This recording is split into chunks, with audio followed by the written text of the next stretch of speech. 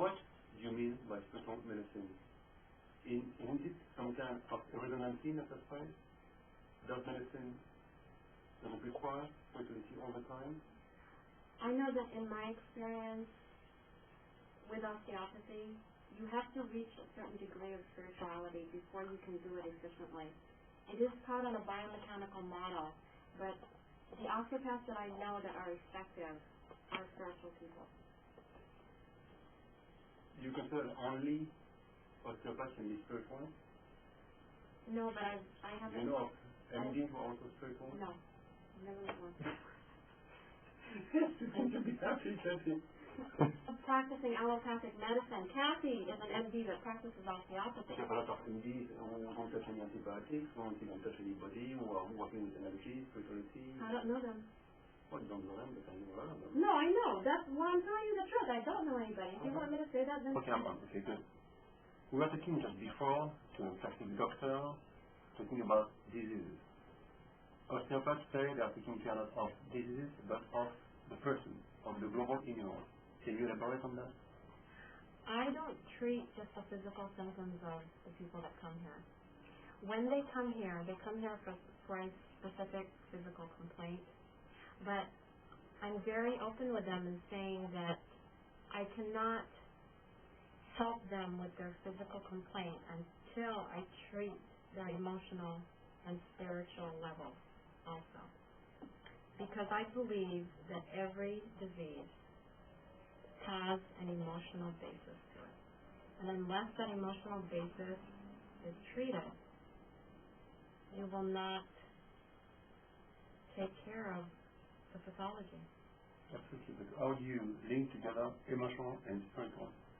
You said that there is always a spiritual and emotional symptom. So what's the spiritual problem of your patient? Emotional is easy to understand, but what about spiritual? Emotions link you to your soul. Feelings link you to your body. So people are sick from being disconnected from God? Yes. That's the only source of sickness? I would agree on that. Yes, absolutely. So are you praying God in trying to reconnect them with the divine? Why cannot they reconnect themselves to the divine? Why do they need someone in between? Or why God being almighty cannot reconnect them by himself? I'm going to give you an example of osteopathy. If there was, in relating to osteopathy, this question, if I had a patient here that needed to pick up a box in the corner that was 50 pounds,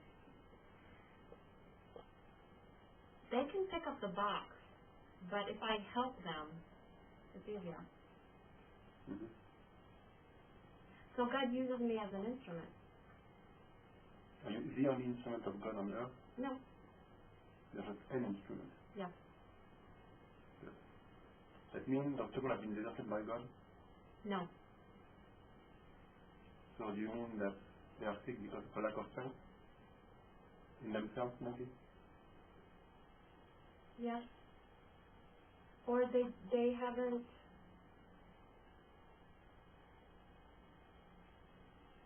They don't. No. Anyway, it doesn't matter, we can keep going. So in what way you are not doing a priest work? What's the difference? Do you see yourself as a priestess?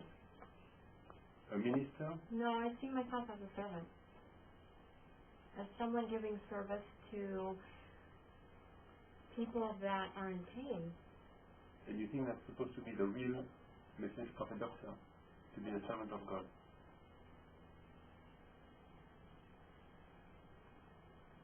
I think everyone should be a servant of God. So everyone is a doctor. You should be a doctor. In a sense, yeah. Yeah. There's the doctor inside and the doctor within you are talking about. Mm-hmm. There's also the God within. Mm-hmm. So what do you think has driven people to have lost this sense of the doctor inside and of the God within? I can't say that on camera, Roger.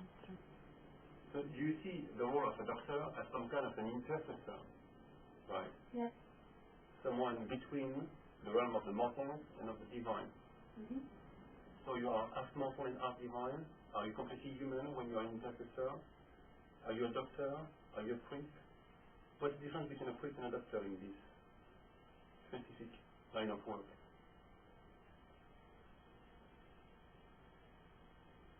Can't answer that right now.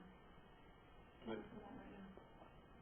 So in what way the fact you are also a doctor, a physician, and an osteopath helps you in this work of intercession between your patient and God? Half of what I do is prayer.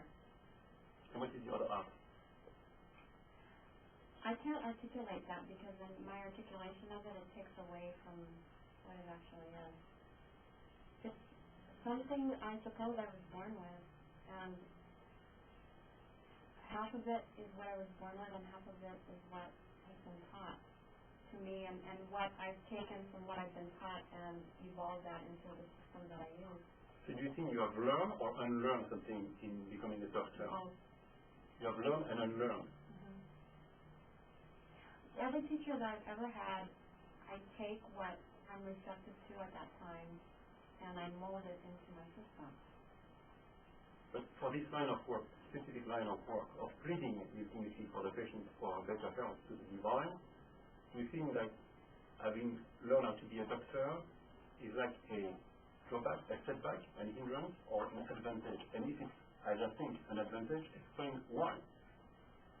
An advantage to who? The patient? Mm-hmm. For the ultimate sake of the patient. In what way the patient profits of your strength as a doctor?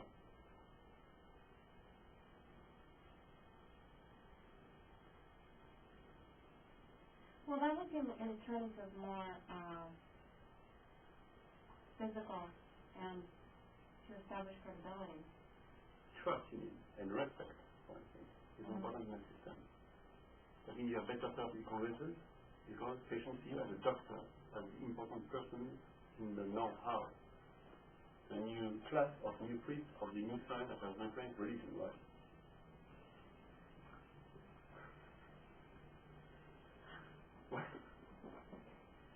But in one word, what do you need to be a doctor for? Why do you need all of this color on the wall? Why are you not a nun? What's the difference? Why don't you want to join a religious order that already exists? There is a religious order that exists of nuns that are doctors. Mm-hmm. Catholic, you mean? Yeah.